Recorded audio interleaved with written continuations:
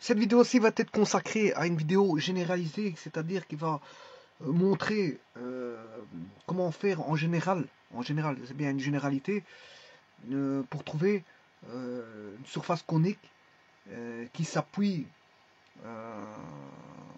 enfin bien sûr une surface conique a toujours un sommet, donc elle va passer par le sommet toujours, et circonscrite à une surface quelconque. Alors un exercice a déjà été établi précédemment, dont l'énoncé, le voici, il a été résolu complètement. L'équation de la surface conique de sommet S001 circonscrit à la surface S', qui est l'équation xy moins z égale 0.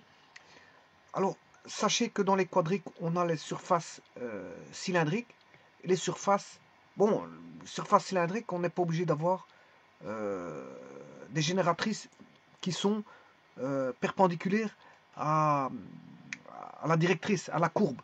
Bon, la directrice, la voici, c'est une courbe quelconque, hein, ouverte ou fermée, peu importe, on s'en fout de ça. Elle peut être ouverte comme elle peut être fermée. Donc ça c'est la génératrice, c'est la ligne sur laquelle viendront s'appuyer les génératrices qui sont des droites. Et ces génératrices peuvent être obliques ou perpendiculaires à la surface. Ça c'est bon, il y a un angle θ comme j'ai toujours dit, mais ça on s'en fout de tout ça. Et ça va dessiner une surface cylindrique. Alors à côté de ça, on peut avoir les surfaces coniques où les génératrices passent par un sommet S et bien sûr épousent, on va dire, une courbe. C'est le cas ici, hein, c'est circonscrit à la surface S', mais ça passe par toujours par un sommet qui est S. Voilà. Donc la courbe là, je vais l'appeler C. Tout comme ici, on a une directrice qui est une courbe C, avec une certaine équation dans un ROD, bien sûr, parce qu'il y a un ROD qui est posé, un repère orthonormé direct qui est posé. Alors, dans ce cas de figure-là, on a une infinité simple de droite qui va passer par le point S, mais on a une infinité double de droite passant toujours par le point S avec un système général qui est donné par... Je vais montrer la formule. Hein. Bon, bah, tout simplement, je peux vous dire ici qu'on a affaire à... Ici, c'est une quadrique, et là, c'est une quadrique. Que ce soit une surface cylindrique ou une surface conique, on a ce qu'on appelle des quadriques. Et là, bien sûr, quand elle passe par un sommet, ben, on a une surface conique. Alors, je vais vous montrer sur Internet, les quadriques sont de la forme ax carré plus bx carré plus cz carré plus 2 yz plus 2 xz plus 2 f xy plus g x plus hy plus iz plus j égale 0. C'est l'équation générale d'une quadrique ou d'une quadratique. Hein. Mais en tout cas, on ne peut pas avoir ABC simultanément nul. Parce que là, on n'aurait plus de quadrique. Un exemple de quadrique spécial. Bon, on a 9 classes de quadriques.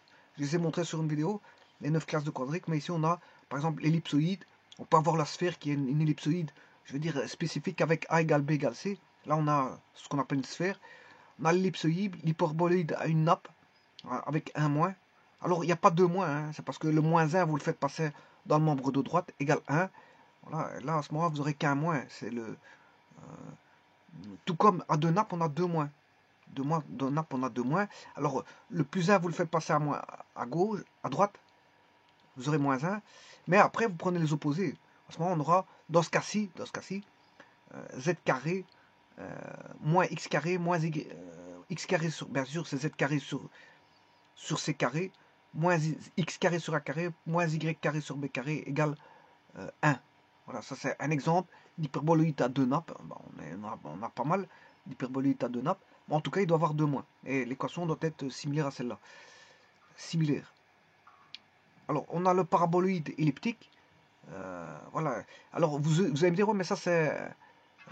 ça ressemble à une ellipse. Oui, mais n'oubliez pas qu'on est dans l'espace, ça c'est de 1. Et deuxième, on a une variable z à droite. Là, vous allez me dire, oui, mais ça ressemble à une hyperbole. C'est le paraboloïde hyperbolique. On est dans l'espace, je vous rappelle. Et en plus, il y a un z à droite. On a le cône à base elliptique. Eh bien, voilà, ça c'est un exemple de cône. C'est un cône, comme j'ai tracé ici, La figure ici, c'est un cône à base elliptique, qui est x carré plus y carré, x carré sur a carré plus y carré sur b carré, moins z carré sur c carré égale 0. En d'autres termes, x carré sur a carré plus y carré sur b carré égale z carré sur c carré. On a le cylindre elliptique. Alors, je viens de vous parler des cylindres et des cônes à l'instant. Voilà, les cylindres et les cônes. Surface cylindrique et les surfaces coniques.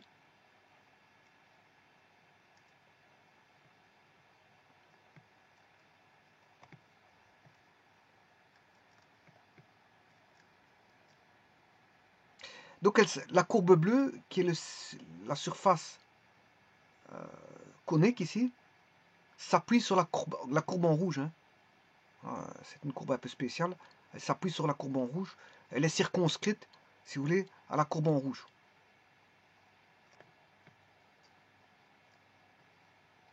Donc là, vous avez différents types de quadriques. Et on retrouve là le cône à base elliptique, comme on peut retrouver le cône à base circulaire. On a le cylindre elliptique, bon, le cylindre hyperbolique, le cylindre parabolique, tralali tralala.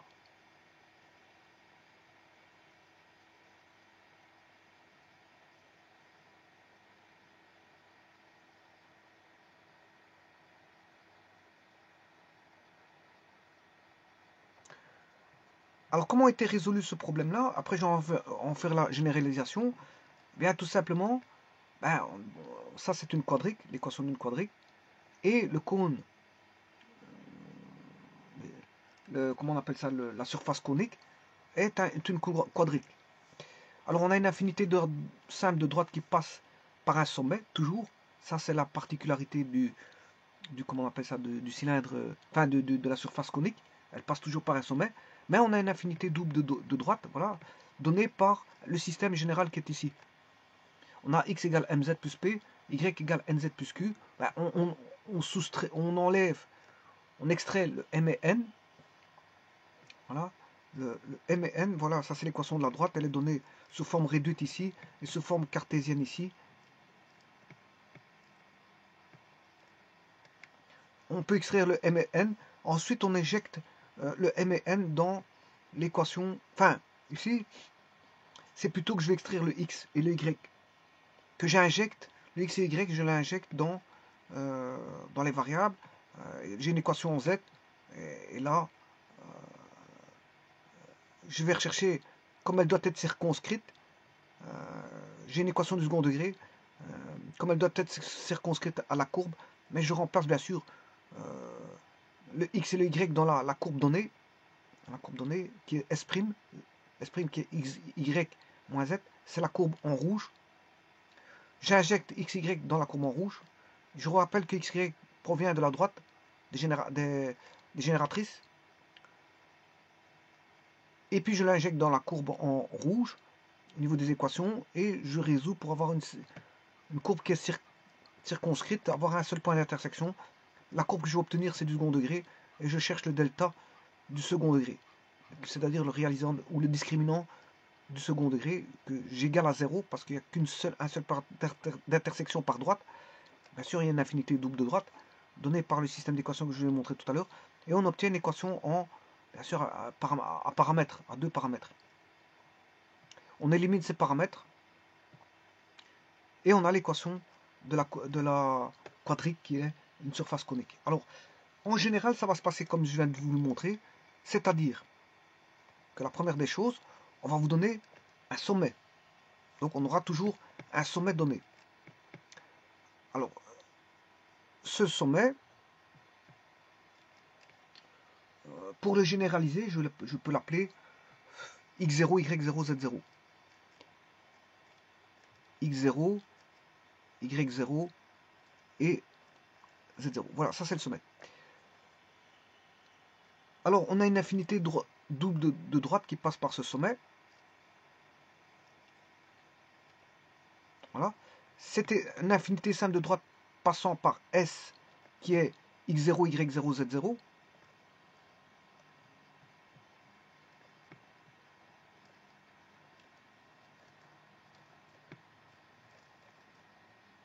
Et on s'est trouvé toujours m, donc j'ai créé l'équation de la droite, c'est x, elle passe par les sommets, donc je vais créer l'équation réduite pour avoir le système général, l'infinité double de droite à deux paramètres, qui est x, y, égale x moins, bien sûr, x moins x0, y moins y0, égale m z moins z0 n z moins z0. Bien sûr, qu'est-ce que c'est que m n? Ben, ce sont mn1, c'est le paramètre directeur, c'est un système de paramètres directeurs de la droite. Alors on va écrire maintenant la condition simple supplémentaire qui s'exprime par une relation entre les paramètres réels, parce que bien sûr les paramètres réels, bon, on a mn appartenant à R, ce sont des réels, hein. Voilà, ce sont des paramètres réels. Alors l'écriture s'écrira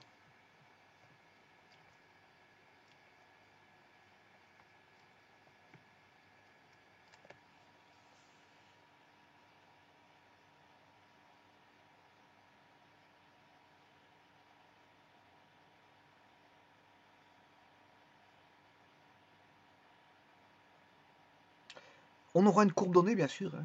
La courbe sera donnée.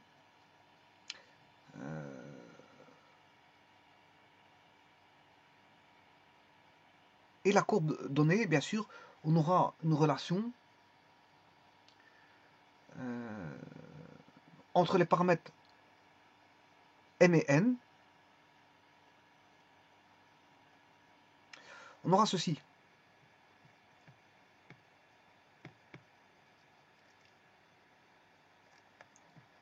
Vous allez me dire quelque chose c'est égal à 0, toujours. Mais c'est une relation, si vous voulez, en m et en n.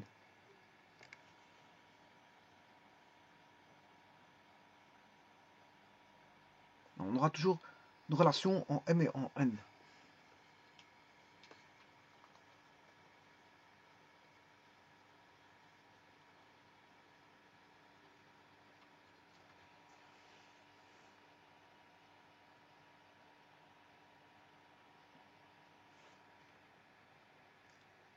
Alors cette relation, bien sûr, il faut aller chercher. C'est pas court ici. Parce que là, j'ai cours du z, hein, égale 0. Parce que là, j'ai dû faire le delta égale 0. Delta égale 0. La vraie relation, elle est là. Voilà la relation. C'est l'équation conditionnelle. Voilà. Donc on a une relation que je vais appeler R pour relation.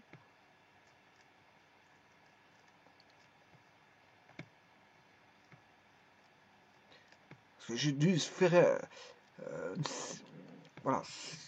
On avait une condition qui était que la courbe, la surface connexe devait être circonscrite à la surface S'.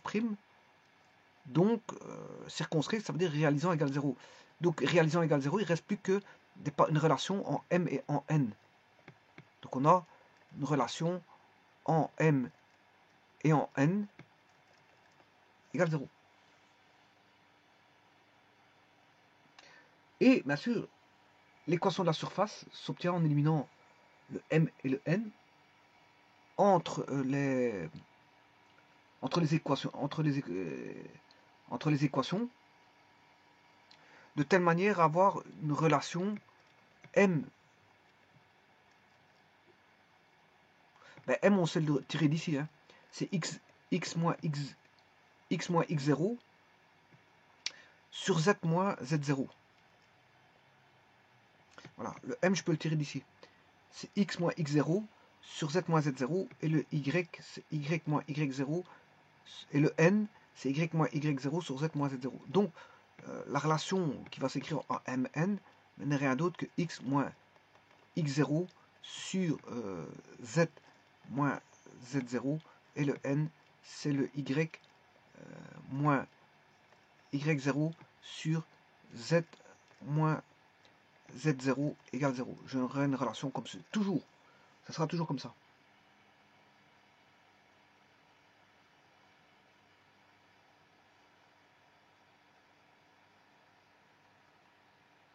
Et bien sûr, on aura toujours un dénominateur.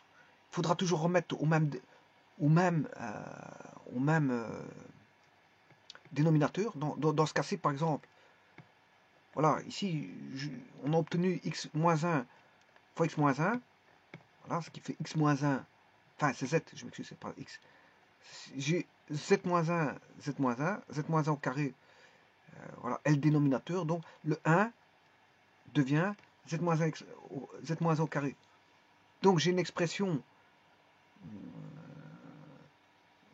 dans laquelle on retrouvera ici x moins, ici c'était x moins 0, hein, c'est x moins x0, une expression en y moins y0, ici le y0 va à 0, voilà, et une expression, on aura du z moins 1 ici au carré, puisque il faudra remettre au même dénominateur qui est z moins 1 au carré, voilà. Donc on aura une expression en x moins x0, y moins y0 et z moins 1. Mais ce qu'il y a, c'est que ici, ce sera toujours du premier degré, ça c'est sûr. Et là, on aura toujours du premier degré. Et là, on aura toujours du second degré. Ce qui veut dire qu'on aura toujours une équation, ce qu'on appelle un polynôme homogène. Il est homogène. Degré 1 et degré 1. Comme j'ai une multiplication, ici j'ai un degré 2. Et là, j'ai un degré 2. Donc j'ai un polynôme de degré 2. Il est homogène parce que pour x moins x0, j'ai du degré 1, y moins y0, j'ai du degré 1, et z moins z0, j'ai du degré 2. Donc, degré 1 et degré 1, ici en multiplication, forment du degré 2. Donc, il est homogène en degré 2. Il est homogène en degré 2. Alors, je vous rappelle, là, avant d'écrire ceci, je peux vous dire ici que, donc, on a une expression, ceci va se réduire à, comme on va mettre au même dénominateur, on aura x moins x0, on a une expression en y moins y0, une expression, ce sera toujours comme ça, voilà, en z moins z0 égale 0, et bien sûr, je viens de vous dire que c'est, on a une relation, une fonction homogène en x moins x0, y moins y0 et z moins z0. Alors, qu'est-ce que c'est qu'homogène? Par définition, si je prends un polynôme, l'homogénéité, par exemple, d'un polynôme en la variable, à trois variables, x, y, z, ou les indéterminés x, y, z, est homogène de degré homogène, de degré n, ça veut dire homogène de degré n, hein, en les indéterminés, donc x, y, z, si et seulement si on a p kx, ky,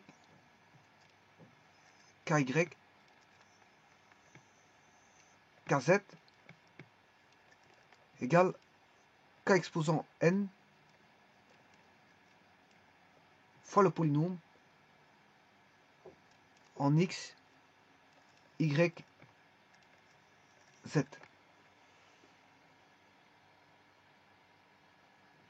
Et là, je sais tirer le degré, c'est 2. Hein. Par exemple, je vous prends un exemple. Si je prends P de x, y, z, 6, x carré, y exposant 1, plus 7, y cube, moins 2x, y, z, 1, 1, 1. Là, il est homogène de degré 3 en x, y, z. Parce que 2 plus 1, ça fait 3. Là, on a du 3, on n'a qu'une seule indéterminée, mais on a du 3 directement. Et là, on a 1, 2, 3. Donc, il est bien homogène ici en x moins x0, y moins y0 et z moins z0.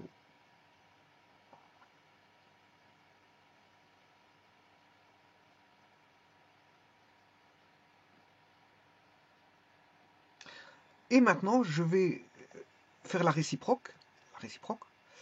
La réciproque, je peux dire que si on a une fonction, une relation en A, B, C égale 0, où R est une fonction homogène en 3 polynômes,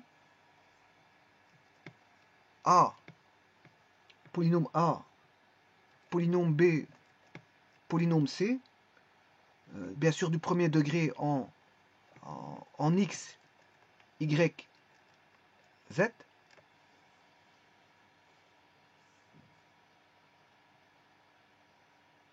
Donc ça représente une surface conique dont le sommet est l'intersection des trois plans.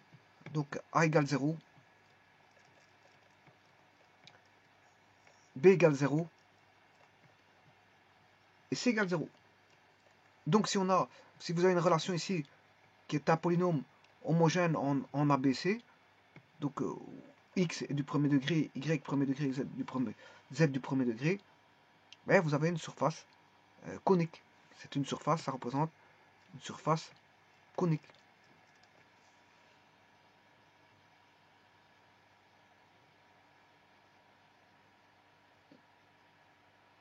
Donc ça c'est représente une surface conique dont le sommet est l'intersection des trois plans. Donc le sommet S, alors S c'est X0, Y0, Z0, c'est l'intersection de égale A inter B inter C égale A inter B inter C. Donc c'est l'intersection des trois plans. Donc des trois plans, bien sûr, A égale 0, B égale 0 et C égale 0.